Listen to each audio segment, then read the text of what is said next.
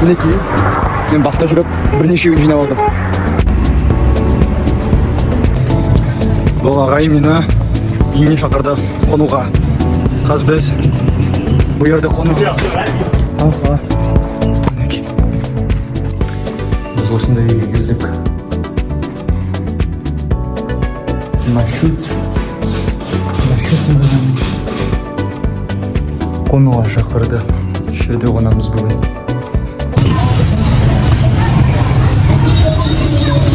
Ал біз мешітке бара жатырмыз намазға. Медина мешіті.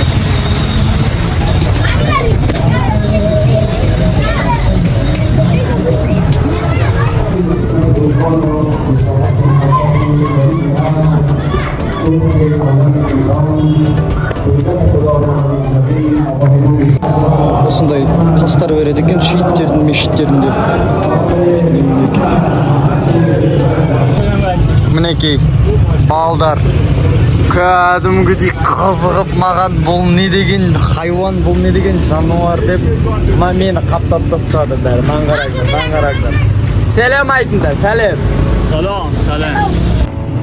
Исам, қағаммен қатысы көрмедіңіз ауылда. Қалай? Мінекей, братан жатыр, екіншісі. Үшеуімізді мотоциклмен жүрміз түнде. Мінекей, осындай жерге алып келді. Кальян берем дейді. Клей, қандай өздерінің тілдерін сөйлесіп жатыр. Мен түсініп жатқан жоқ. Не деп жатқандары және олар ішімдік ішіп жатыр. Алкоголь. Алкоголь ішіп жатыр олар. Бірдеңе иісі састы. Мінекей Иранның үйлері. Кілемдерін қараңдар.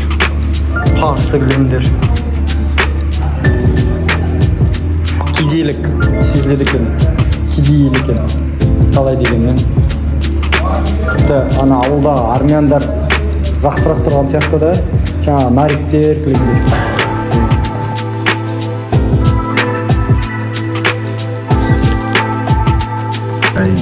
Мінекей жігіттермен жатырмыз. Кальян ішіп. Бүгін Иранда мейрам. Мұхаммед пайғамбарының бүгін оның өлген күні.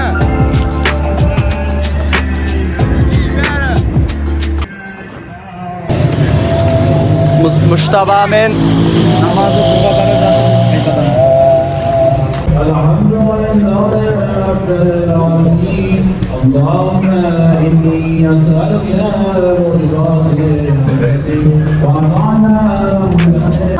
Осындай шырын берген адам сосын.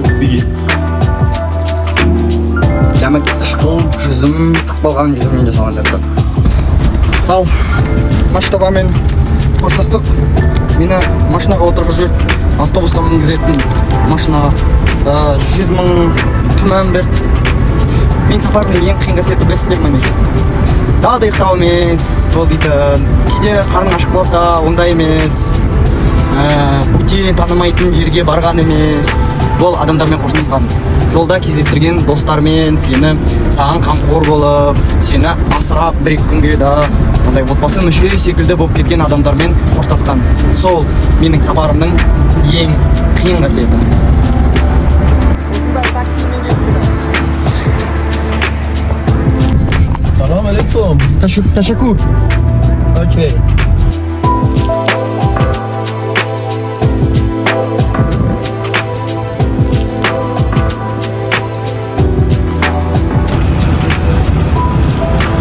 Tehran қаласы. 25 миллион адам тұрады дейді мұнда. Бұл менің бауырым. Тағи. Және маған мынандай жүгер алып келді. Және мен мынандай жерге ұйықтап жатырмын бүгін. Беседка. Мен осындай дүкеннің иесі маған ұзақ беріп керемет адамдар. Иран деген бар ғой, ең қонақ жерге өмірімде кездестірген елдердің ішінде болған елдердің ішінде. Қуылған жүгері. Шамамен ортасындамын. Мінекей метролары. Көреміз ал. Шина деймін маған. Жаңа адамдар білу екен, ешкімде емес, жаңа адамдар көре білеу. Менің көңілсіздігіме мән бермеңіздер. Мен ұйқым қанбаған. Мен қауіпсіз сезініп түнде ұйықтай алмадым. Басқа жерге бардым. Түннің бір уағында, 12 уағында барып, шатырымды салып қойып, шаршап, ұйқым қанбай тұрдым күннің сәулесімен. Мені оятатын күннің сәулесі ғой. Мінекей метролары. Selam. Bir bilet bola mı metroga? Ne kadar? Yes, how much?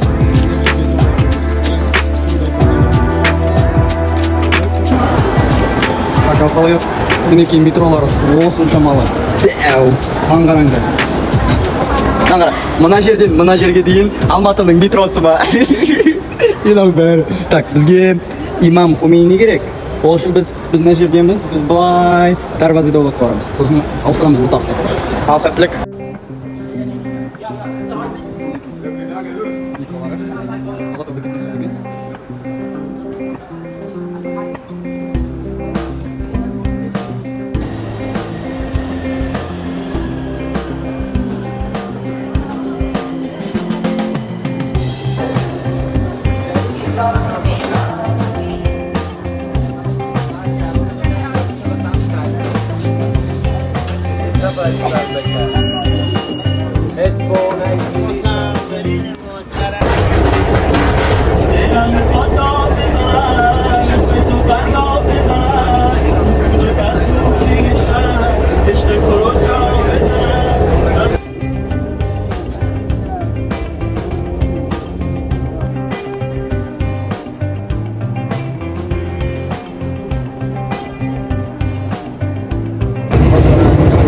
Airport terminal дейді, аэропортқа барады екен метролары.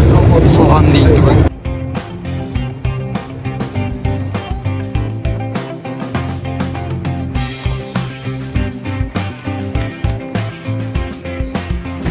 Ал, бұл Tehran қаласының орталығы.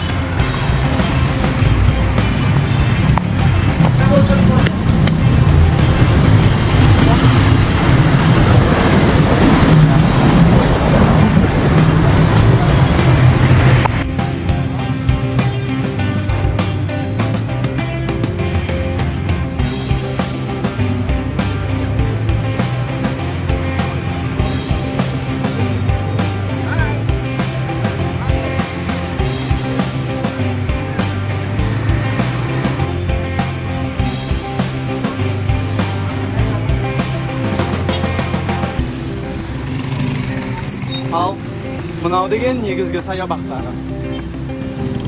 Central Park, Нью-Йорктағыдай. Бір пальмалар ол.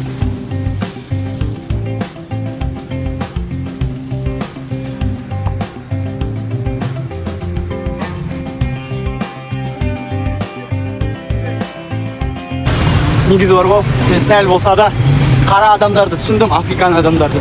Өйткені мен осы жерлерде жүріп бар ғой, азиат болып тұрым, бас киімде бәрібір шешсем де өйстіп жүрем де, бәрі маған чин, нихау, сондайлар.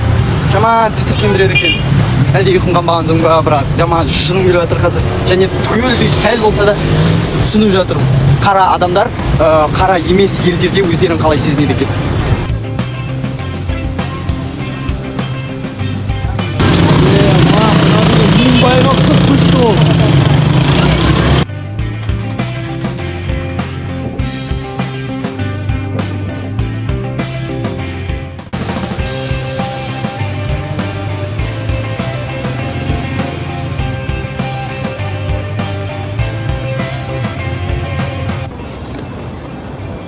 Пальмалар Техранда көп екен.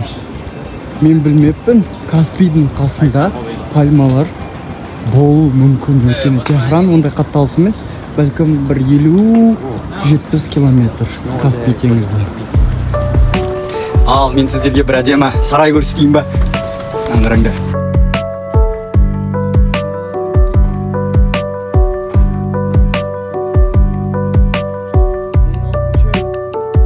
Бұл жер 16 ғасырда салынған. Бұл дейтін патшалық үйі болған. Royal Palace, патшалық сарай. Парсы тілінен аударғанда керісінше Раушан саябағы сарайы деп аударылады. Бұл дейтін ЮНЕСКО әлем мұрасының тізіміне кіреді. Әлем мұрасының бір орны жері. UNESCO World Heritage Site. Қазір ішіне көреміз. ішіне кіріп.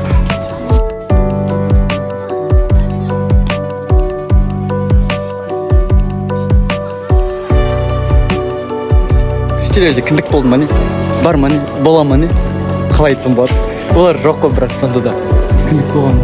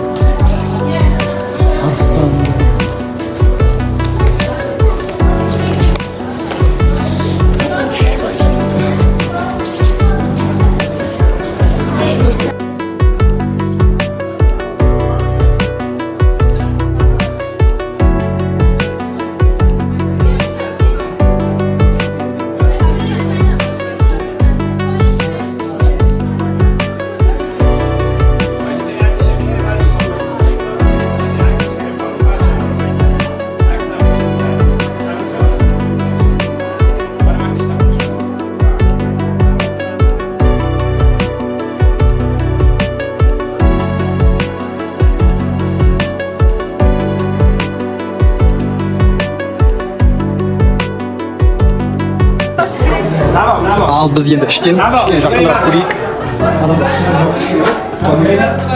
Бірақ мінекей. Әдемі.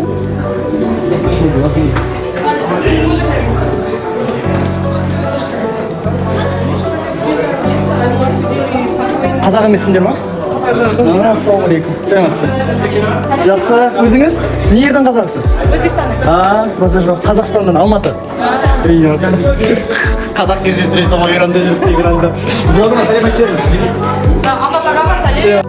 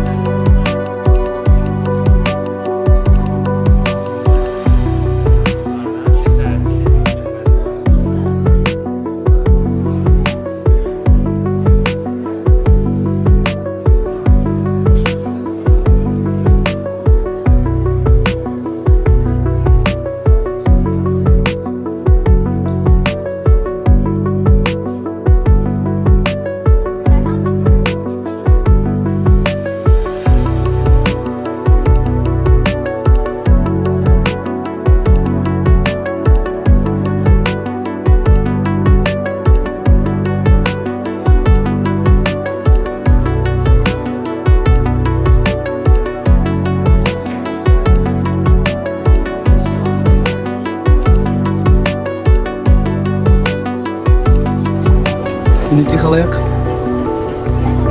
Мынаны қараңдар. Вау. Әңгіме жоқ қой, мынаны қараңдар. Бұны адам салған ба? Сен сияқты, мен сияқты адам салған. Вау.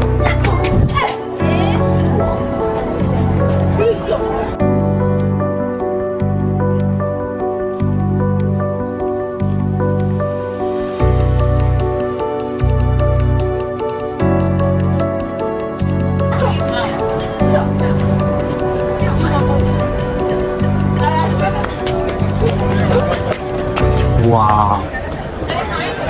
Бұл ғажап. Адамның қолының жұмысы. Маған сапарда ең ұнайтын осы. Шынымды айтсам. Мынаны қараңдар.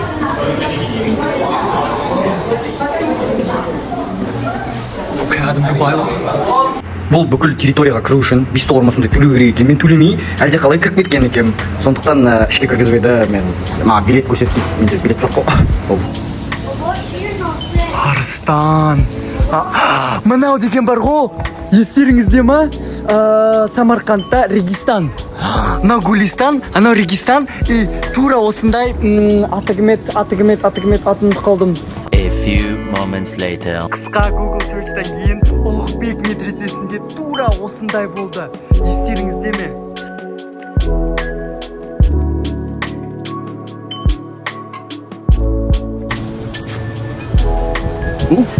мынау қандай әдемі қызық өсімдік жұмсақ екен мынаның үстінде ұйықтауға болады мінекей Гүлістан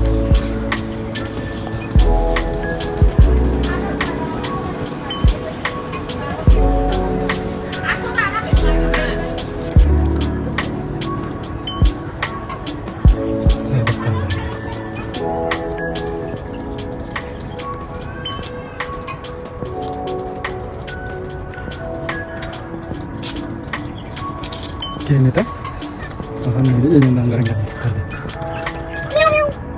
Жатып алған дес. Күшті өтір.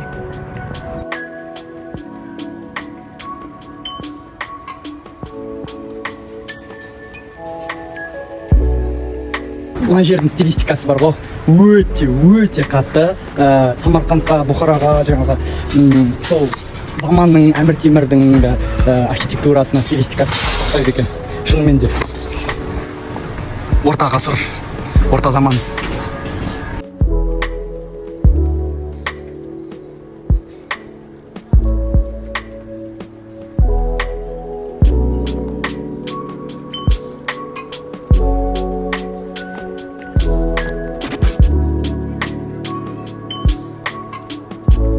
What the fuck? Мынаны қараңдар. What the fuck? Мынаны адам салған ба? Мынаның бәрі. This is crazy. Бұл есуастық, bro. Мынаның бәрі адам салған ба? Және қаншамалықты ғасыр тұрған осылай. Вау. Аңғара. Франция ұқсайды. Аңғара.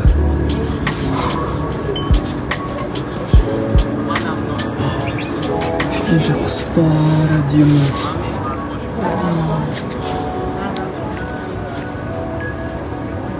Бұқаны. Жолбарыс па мені? Күлгін жолбарыс. Бұқаны жеп жатыр. Арыстан. Қоқиқаз.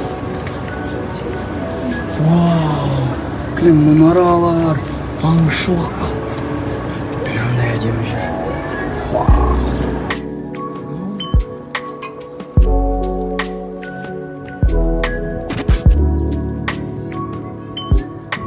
Өнерпаздық. Басқаша атауға да болмайды. Бұл нағыз өнер.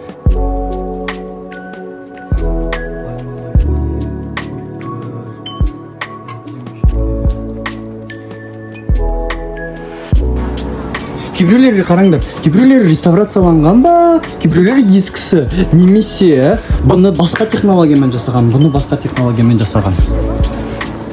Қазір ана мұнараларға қайтып барамыз.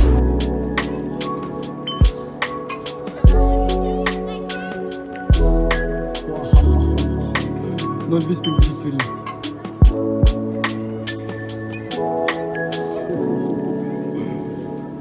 Сөз нөл. Күміс.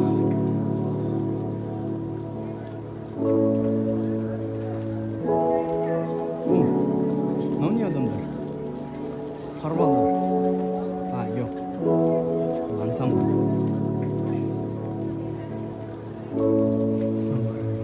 Және Гүлістанның соңғы қапталы. Мінекей. Адамдар отыр. Hey ma'am, wanna say hi for the camera? Oof, look at these. Шанда! Oh wow, патшаны қара.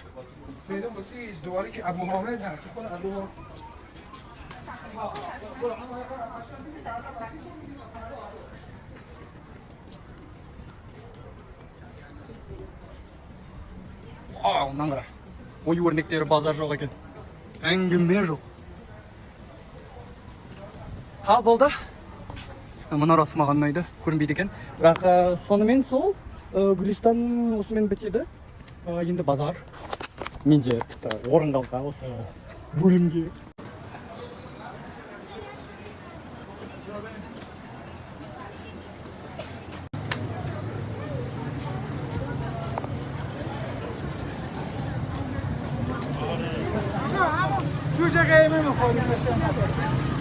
Вау.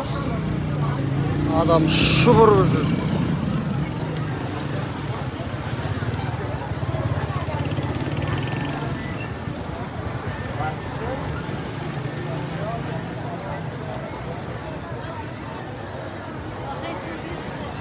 Ал бұл да осы Тегеранның тарихи жері, бір орны, базар деген.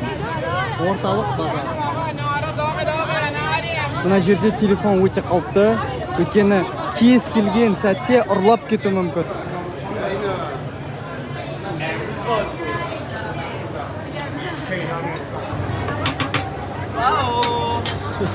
Assalamualaikum.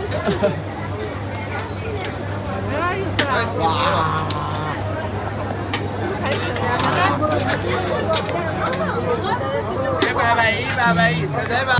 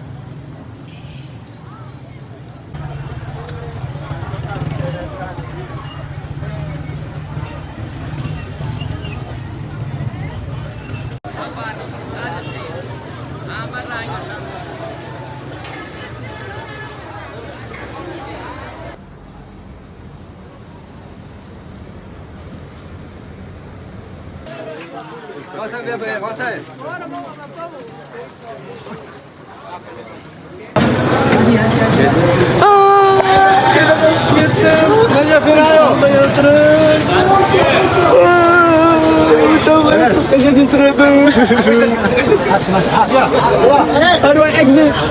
Exit.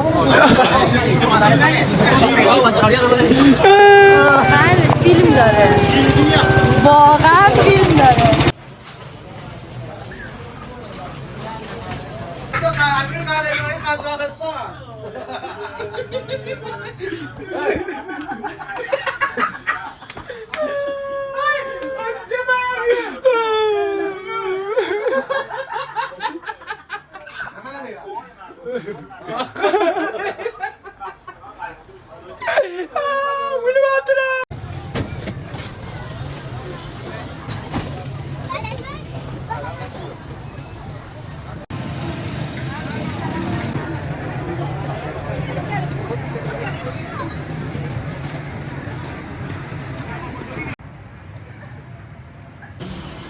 Тегеран туралы не айта аламын? Адам көп. Және көп адам темекі шегеді Иранда жалпы. Мен демала алмай жүрмін темекінің иісінен. Бір жерге отырасың, келеді темекі шегеді. Іште, да бөлменің ішінде, имараттың ішінде темекі шегеді. Сосын жалпы Тегеранның ауасы өте тымырсық. Демалу қиын және құрғақ сезіледі. Мұрынға. Мен мысалы мұрным, тамағым бәрі құрғақтанып тұр.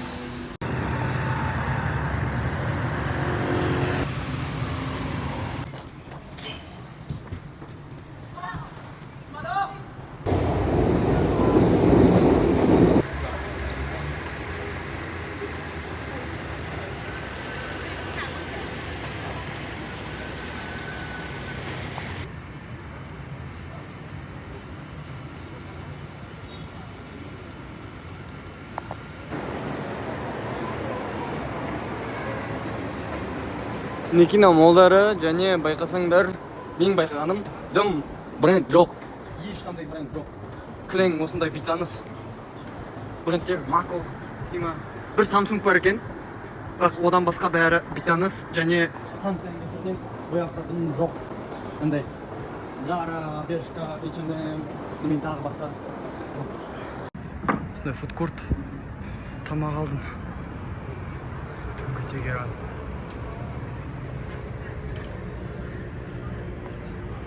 Ал мінекей, мен бүгінгі тамағым. Бұл дейтін буррито, начос, Белстера оригинал нұсқасы. Қазір жейміз. Бурритодан бастайық. Сұқпалы.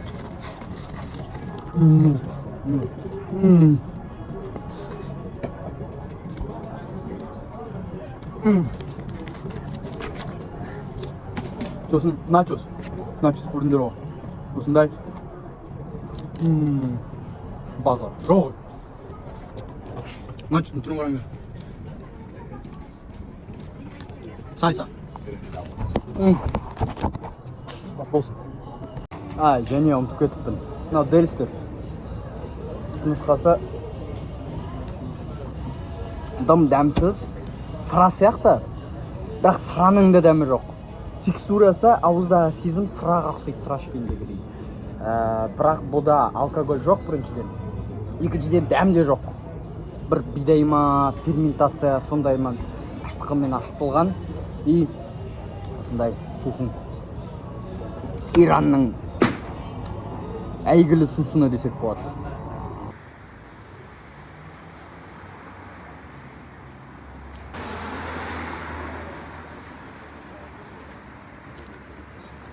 Мына жақтар кішкене Флорида жақтарға ұқсайды екен. Clearwater. Флориданың шығыс жағына, батыс жағына ұқсайды.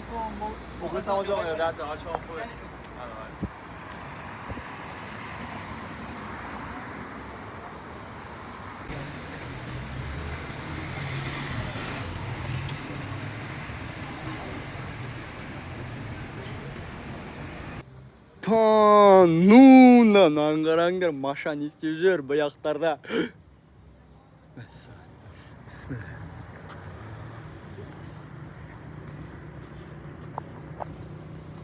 Спанч Боб. Ең көрсетіп жөрейін мен. Өтіп атқам ғой. Мына жер қатты Хрущевканың қасына ұқсайды. Мына клумбалар, орыс әжелер гүлдерін өсіріп жүреді.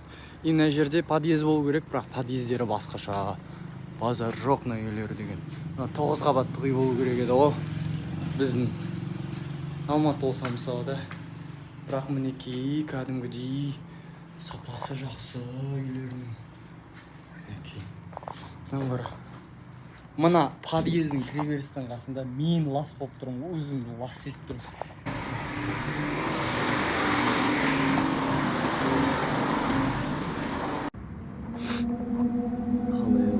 Мінекей менің заттарым.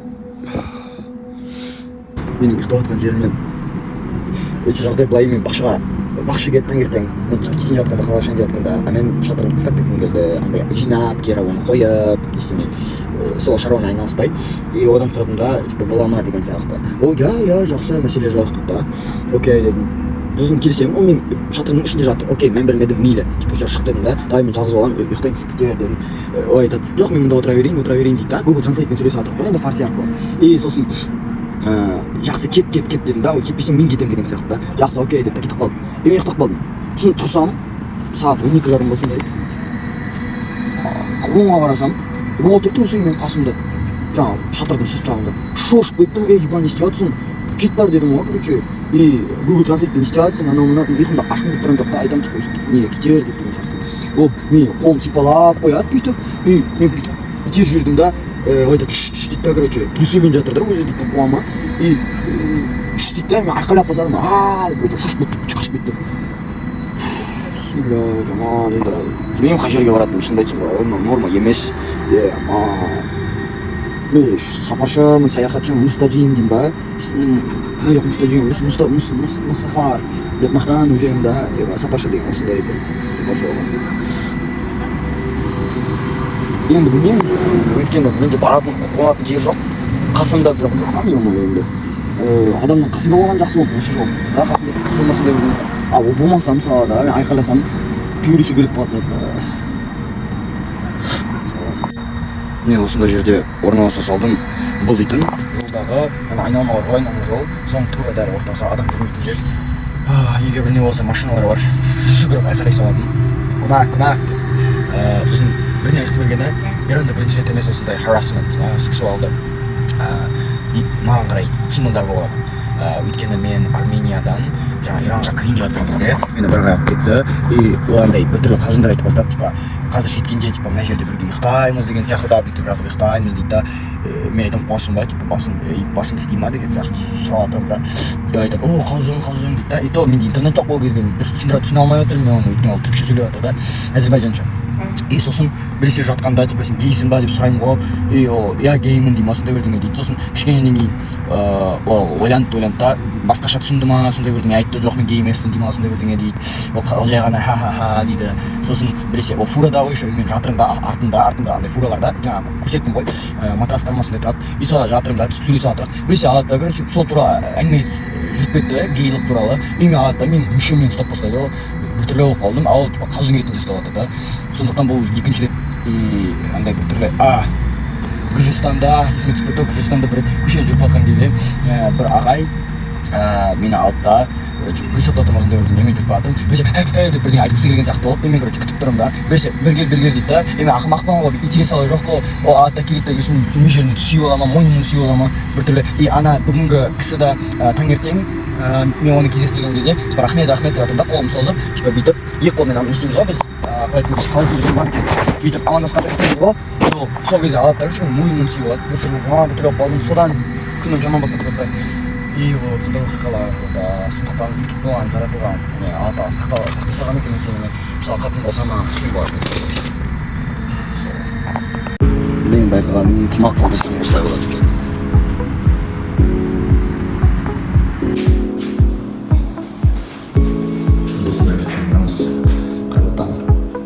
Шай керек да, мен асыр істемейді ма? Ішмейді. Сондықтан дұрыс. Насыл болған.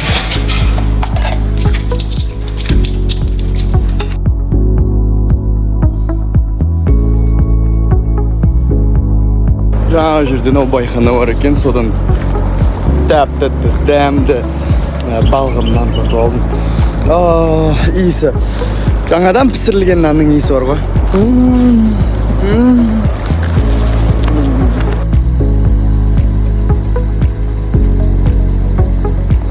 Шынды айтсам бар ғой, осындай адамдардан қарай бергендерінен мысалы міне қарап жатыр, үңіліп, үйе алмай қызармай шыным келіп жатыр. Шынды айтсам бар ғой, өйткені мұндайды мен ешқай жерде кездестірмеппін.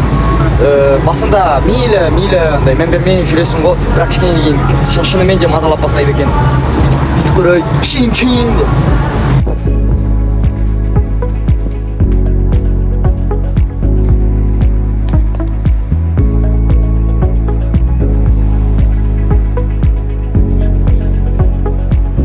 Мен сіздерге бірдеңе көрсетіп жіберейін.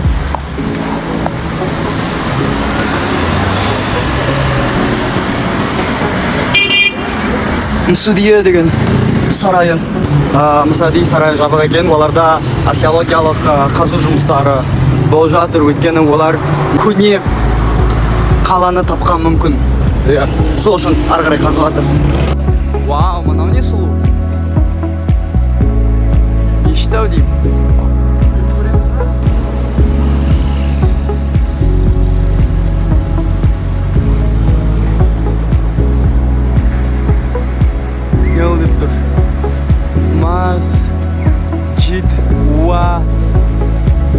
Құдай білсін қалай оқитын арабшадар әптірмес.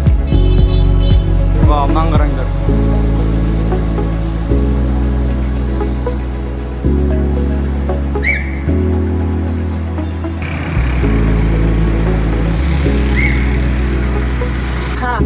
Мешітте жабық. Және фотоға, видеоға түсіруге болмайды дейді. Солай, мешіттер әрдайым мен үшін жабық. Ұйықтауға да болмайды, көруге де болмайды. Бәлкім ойлайтын шығар мен кәпірмін деп, менің ойларым үшін.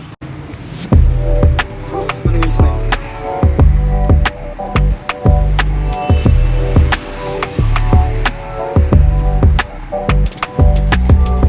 Ана жерде тегіршек сатып тұр, ана жерде балық. Бірақ мына қарапайым үйлерінің дизайнын қараңдар, әп-әдемі да. Мұның бәрі. Ана жерде май сатып тұр ма? Бақ. Қандай әдемі.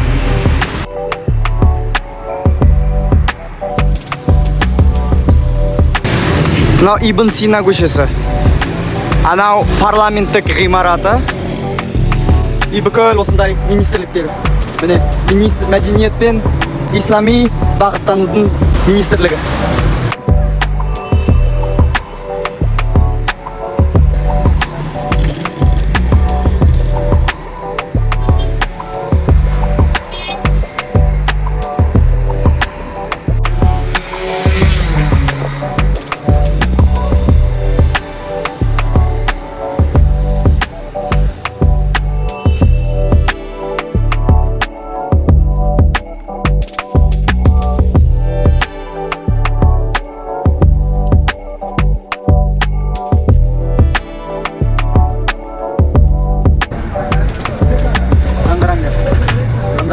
кетті не қылдым пистолет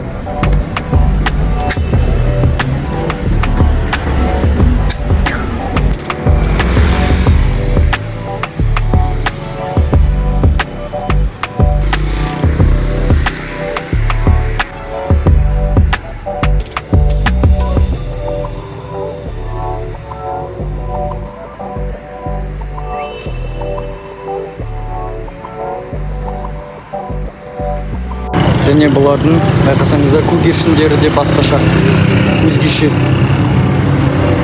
бір қызғылттау ма түсі күлгіндеу ма сондай біздікіне ұқсамайды және ерлерге шалбардан басқа шорт ештеңе киюге болмайды байқасаңыздар бүкіл ер адамдар бәрі шалбар киіп жүр вау мынаны қараңдар қандай әдемі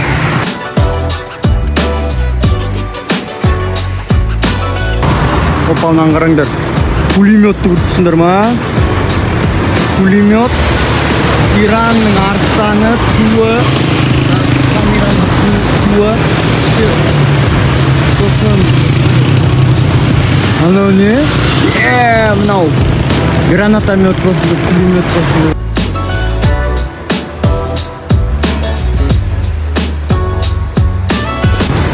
ал халайық Tehranның тағы бір қызық тарихи орнына келдім көрсетейін дегенім сіздерге ол Хасанабад деген ол Хасанабад деген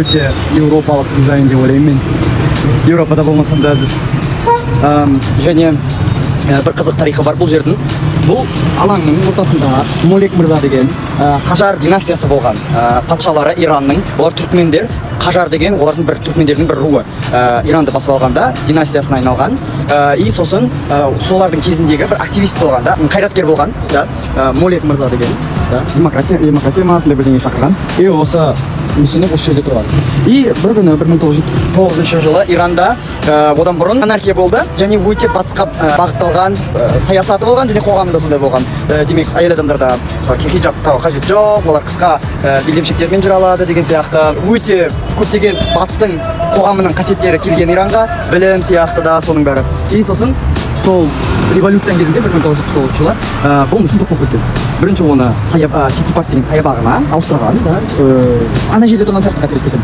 сосын бір күннен кейін ол жоқ болып кетті ешкім қайда оны апарғанын қойғанын қайда кеткенін ол мүсінді ешкім білмейді солай абылай жалпы қызық әдемі былай көрсетейін айтуға ұмытып кетіппін 1979 жылы пайда болған революция одан кейін Иран сол батысқа ұмтылған бағытталған батыс секілді қоғамнан ислами қоғамға айналып кетті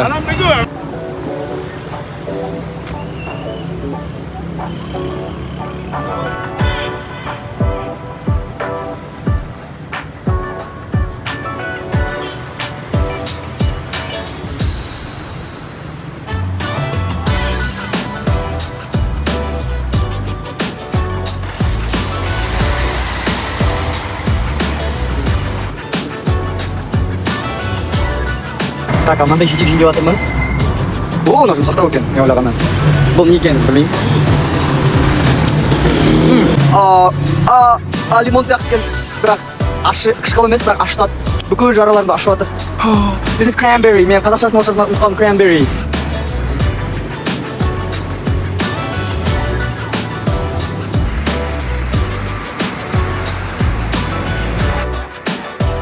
Неткен көріксіз ғимарат.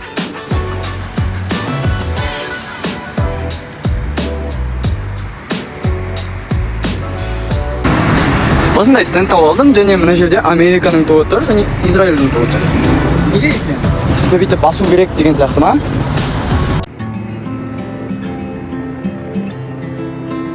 Жігіттер маған осындай тағы сэмпл берді. Көруге түсіндірем ғой мен ет жемегенімді. Жігіттер күліп. Так, мынау деген андай қалай түсіндірсем болады екен. Түсіндірем болады екен. Жасыл сорпа. Өте керемет. Мында жасымық Қазақстан. Мында жасымық және картоп және осындай дәмдеуіштер. Футбол деген. Шашым осындай маған ұнап отыр. Қатты. Күшті да. Ал тамағым осындай. Мынау сорпа жаңағы ішіп көрген. Және мынау қуырылған кішкене күріш. Ал жеп көреміз ба? Так, сорпаны ішіп көрейік. Құдайлы. Және күріш. Және бірдеңе айтып жіберейін. Так, кішкене өз-өзіме кедергі келтіріп, қонақшылық процесіне. Менің байқағаным, Мишель деген француз бар ғой, мен оны Степан Сминді Ресейден Гүржістанға кірген кезде кездестіргем.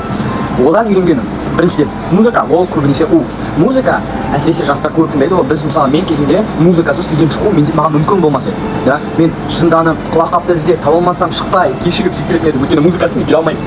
Бірақ ол негізі қате ғой. Сондықтан осындай тұжырымға келдім. Музыкасыз жүре тұруға да, жүріп көруге. Шынымен де қазір мен мысалы аптасына бір 5-10 минуттай музыка тыңдаймын, и болды. Кеше тыңдадым, одан бұрын бірнеше күн тыңдамадым. Мен тек жай сөйлегенде өз ойларыма ешкім кедергі келтірмейді. Ішімдегі болып жатқан эмоционалды да менталды процесстері, уайымдарым, бір қорқыныштар болса, музыка оны жауып тұрмайды да, мен де кәдімгідей өз-өзімді түсінетін, іштегі уайымдарды, үрейлерді басатын, тыныштандыратын, сондай мүмкіншілік пайда болады музыкасыз да. Жай тыныш, ештеңе, ешқандай стимул болса ештеңе жоқ. Бұл біріншісі. Екіншісі, тамақ ішкенде де Мишельден байқадым, тамақ ішкенде телефон ештеңе қарамайды екен. Мен де ойланып қалдым да, негізі не үшін мен де сондай болатын еді кезінде. Бұрында қызыммен тұрған кезде мен мысалы тамақ дайын, бірақ мультфильм, кино бірдеңе дайын болмаса да қызық видеомен жынданатын едім да. Ал негізі ол дейтін қателік қой болды дейтін.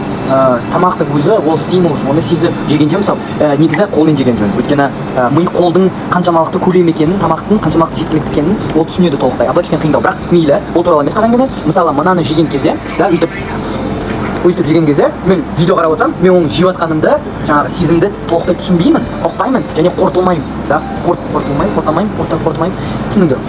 И сол үшін мысалы тамақ ішкенде мен көп жеп қою мүмкінмін. Өйткені мен өзімнің асқазанның толы болған, қанағат болған сезімімді мен байқамай қаламын. Сондықтан солай. Және жалпы тамақтың процесі, тамақ ішу процесі ол киелі процесс. Тамақ ішкенде мен осылай асықпай, ештеңе қарамай сөйтуге тырысамын. Дәмін сезіп, текстурасын сезіп, мен не жеп жатырмын, менің асқазаныма не барып жатыр деген сияқты керемет практика.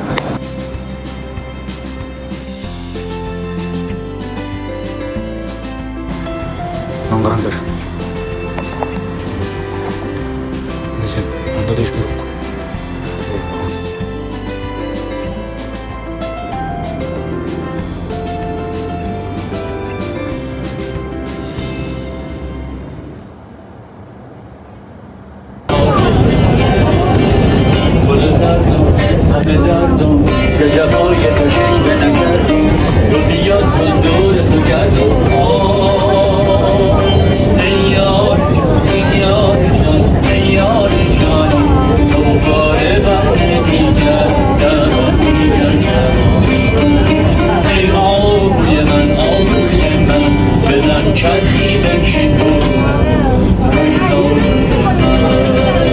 Метродан шығып, мен таңертең бірден Горғанға баса салайын деп, осындай тас жолдың қасындағы бір жерге бара жатырмын, ол саябақ па, сондай бірдеңе.